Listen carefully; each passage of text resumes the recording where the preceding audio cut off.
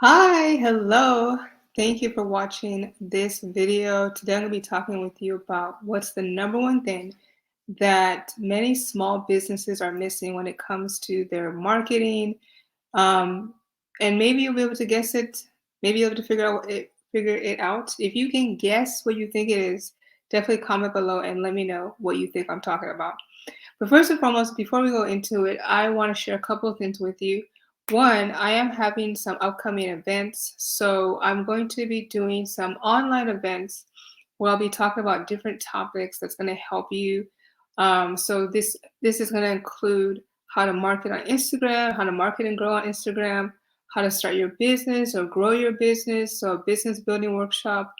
And then also I'm going to be talking about how to build an educational company for those that are interested in like a test prep company or something that has to do with the NCLEX as well, or building your NCLEX business or SAT business or whatever that looks like for you. Okay, so we're going to be talking all about that. And so it's different type of events and etc. So if you want to learn more, you can simply go to events.nursechoma.com, events.nursechoma.com, or you can click the link below for more information. All right, and then most of the events are free. Some of them are paid events, so you can pick whichever one you feel like would most serve you. All right, so and then the other thing too is that before we go into it, I want to also give you a freebie. So if you are in a position where you have an existing business and your primary goal now is to learn how to grow it, leverage it, scale it, because one of the elements, it's not the only elements, but one really huge element to really taking your business to another level is marketing it bigger on a wider scale. So learning how to get way more eyes in front of it, because when there's more eyes in front of what you're doing, then you're naturally going to get more leads, and that could lead to more sales and more conversions, etc. Right? It's not the only thing, definitely not, because you need to have an infrastructure in place. But marketing is so important. So if you want help with marketing, you can join. You can get some of my marketing advice for free if you go to bit.ly/market advice, bit.ly/market advice for market tips and training. All right. So let's talk about what is the number one thing that many small businesses are missing when it comes to their marketing, especially when they're marketing on social media and or social media online. And it really honestly depends on also the industry, the niche, and the business model. So, because the way that you approach things is going to be different. And so, the biggest thing that a lot of small businesses are missing is a sales funnel, right? So, pretty much understanding the integration of a sales funnel, understanding how to completely integrate that into your marketing is what a lot of businesses are missing. So, for example, a sales funnel is pretty much a process that you take people through, and they go through that process with your brand, business, or company, in which ends up leading them to make a buying decision with you, right? Because think about it, the last time you purchased something, especially for something that's maybe you don't always purchase all the time, like not talk about Amazon, but something you probably don't always make a usual transaction on. There was a process that you took before you decided to make that decision. And so we look at it from these stages with the funnel. Literally, the widest at the top is brand awareness. That's the biggest one at the top, making yourself visible, making your business visible. And then after that, lead generation. So now, of the people that you created that awareness to, collecting leads. Leads, depending on what you're trying to do, it could be subscribers, but true leads are honestly email addresses, phone numbers. That's really a better metric tool. So we have leads, so brand awareness, lead generation, then we create desire, interest, and conversion. All right. So that's essentially the whole funnel process. So the challenge or the issue for a lot of small businesses is that they honestly only do brand awareness and the sales. That's pretty much what it is. Like, so for example, you may be posting stuff where you're telling people, hey, follow me here, subscribe here, check out what I'm doing here. What is that? That's brand awareness, right? And then when you tell people, you post something, hey, I'm having some type of paid offer, some type of service, some type of event, it costs this amount, you're posting flyers about it, you tell people to go sign up, and etc. Right? So you're doing some type of campaign, some type of workshop, training, coaching, whatever that looks like for you. And you're telling people, hey, go buy this, buy this, buy this, right? And so the issue is that a lot of people are just doing brand awareness and the sale. And so you're missing all these steps in between, and it's hurting your conversions. Now, the difference though with like bigger companies, like Fortune 500 companies, is that they have the marketing budget to spend. You may not see it, but they have the marketing budget to be able to spend a lot of money into covering all the elements of the sales funnel process. And then also you have to also factor in that it depends on what your business model looks like. So for example, let's say you're trying to, this is going to be more relevant with products that are either considered high ticket or coaching programs or services, like anything where people have to make, they have to think about what they have to buy before they buy it. There may be an element of education that's required before they make a decision, right? So for example, even small products that people buy on Amazon, if you buy a product, Amazon, Target, whatever website, if the branding of the product is poor, then no matter how good the product is, the product will need a level of education, right? So let's say, for example, I have a product, and the product, I'm going to give a really lame name, right? But let's say, for example, I have a product, and the product is called Pancakes R Us, right? That's what it's called, Pancakes R Us, right? I know it's silly. But so that's the name of the product. It's called Pancakes R Us, and you have it on sale on your Shopify store or on a website, on Amazon, whatever. And it costs $25, and you're telling people about the product, and you're giving people the link, but people aren't buying it, right?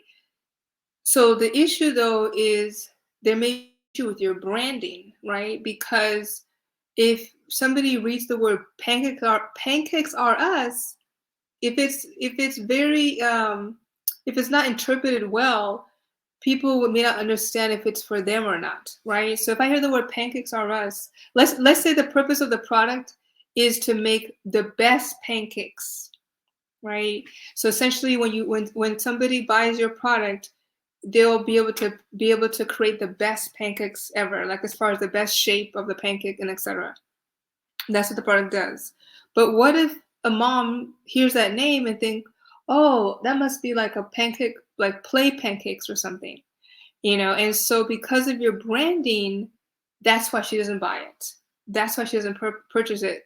And people don't always read. So you may have a description where you go into a little bit more depth about it. But if the title isn't clear with whatever the product does, then you're going to have an issue with sales conversions. And so that's why sometimes people will either have to work on refixing their branding, or there's also those channels like home shopping network channels. And so they have products on there, and they show you the demonstration products. So like literally you see people using it and everything. Oh, okay, I know what that is. Okay, yeah, let me go buy that, right? You call the number, you purchase it online or whatever. See the difference? But I'm sure a lot of you're probably not doing that, right? You're probably just posting the link, posting the flyer, telling people to go buy, but you're not aware that there's a level of education that people need in order to understand why they should purchase your product. And so that's one of the things. The other thing is that when we're looking at the very first step, like I mentioned, the very first step of the sales funnel is brand awareness. Sometimes the reason why your sales are as are not where you want it to be, not as high as you want it to be, is honestly the reach, REACH, the reach on your brand awareness is small, it's tiny, it's limited. So here's what I mean by that, right? Like, and reach is as far as how many people are aware or even aware of your brand, even aware of your product and services, right? So the reach may be too tiny. So that's why, for example, maybe you post your products on your personal Facebook wall. You post your products on your personal Instagram, and that's it. Well, think about it. Your reach is tiny, right? Because most people, they don't have more than 1,000 followers on their Facebook, right? And then you have to also keep in mind your Facebook friends are usually not your ideal customers, anyways.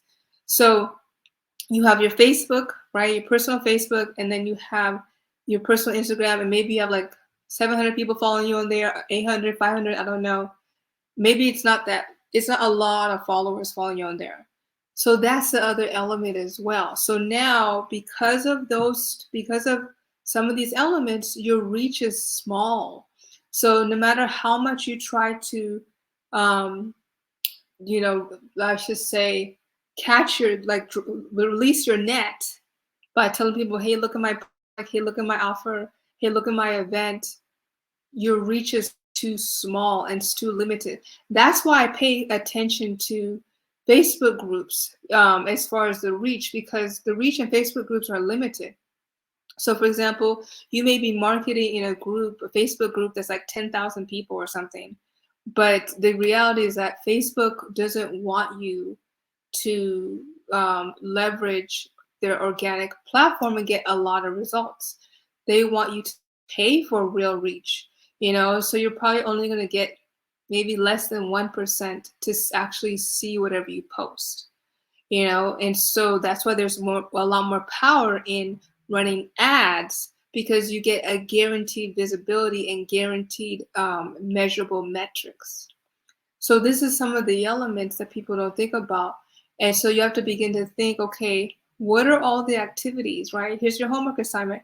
What are all the activities that I'm actively doing in order to create brand awareness?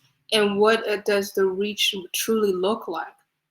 Because if all you're doing is posting on your personal Facebook wall, posting on which only has less than 1,000 friends, posting on your and it's not growing, posting on your personal Instagram, and you only have 500, 100, whatever followers on there, and then you're relying on people like referrals, you're always going to find yourself struggling or coming up short.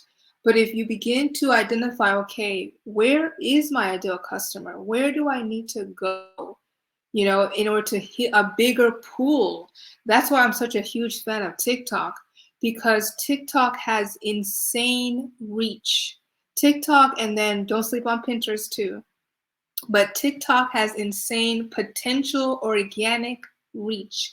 What that means is that you really do have the potential to put your brand in front of millions of people organically if you are consistent with the content, right? But versus other platforms, like for example Facebook, no, you got to pay some money for that, so it's more difficult, I would say. So this is the thing, is that you have to identify how am I currently reaching people right now? Because a lot of times the reason why you may not be hitting your goals or your quarterly goals, your annual goals, is your reach is too tiny. And so you have to create like metrics. Set it up where you can see, okay, what are we truly doing in order to get a big reach? Because if, for example, if you want to make $100,000 this year in your business, or you want to make $500,000 or $1 million. Everything is a numbers game. So there's a certain a number of people that you have to reach and have the potential to reach for that to be even viable. So like I think they say, if let's say if you want to make $1 million, you need to have at least 10 million people aware of your brand or business. Right? You see that? Like it's like depending on whatever your offer is though, right? So if your offer is like a high ticket program that's like $5,000, then that's different. Then the reach doesn't need to be as high, but you need a lot of qualified leads though. See the difference? So I'm just trying to show you that it's a numbers game, and sometimes the reason why you're not hitting your goals, you're frustrated, you're not certain what to do, is you're not evaluating your reach. Where is my ideal audience?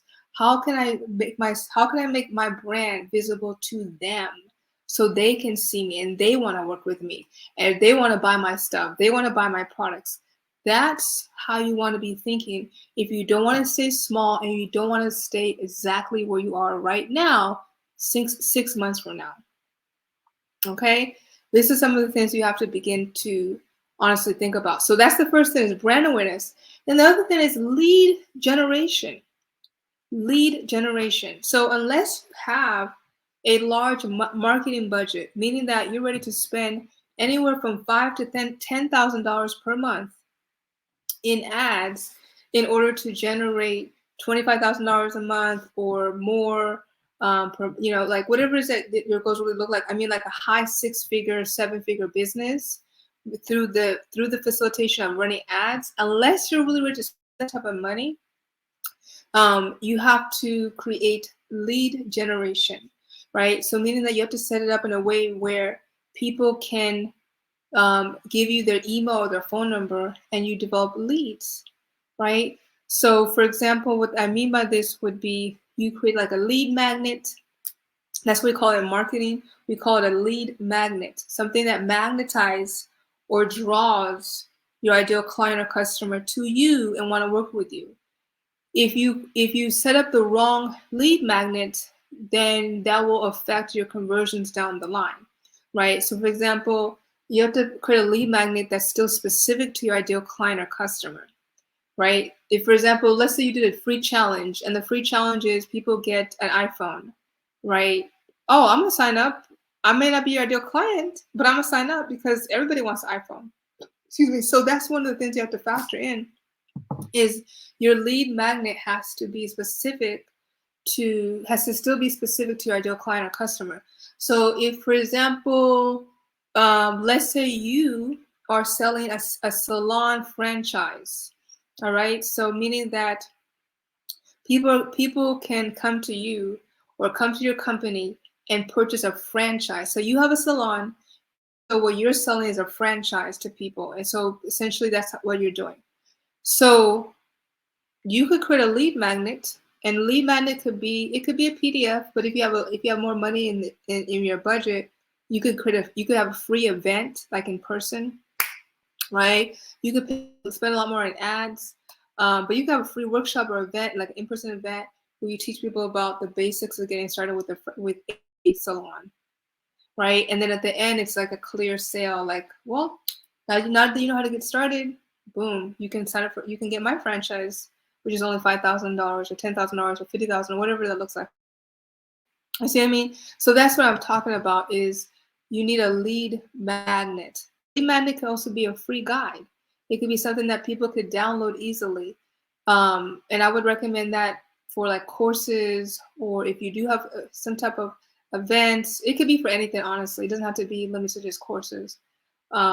If you want to sell more of your hair bundles, you have a wig shop, something like that, then you could create a lead magnet telling people some 10 protective styles that you need to try, right? And people download it, and boom, it's very obvious to promote your gigs, your hair store, and etc.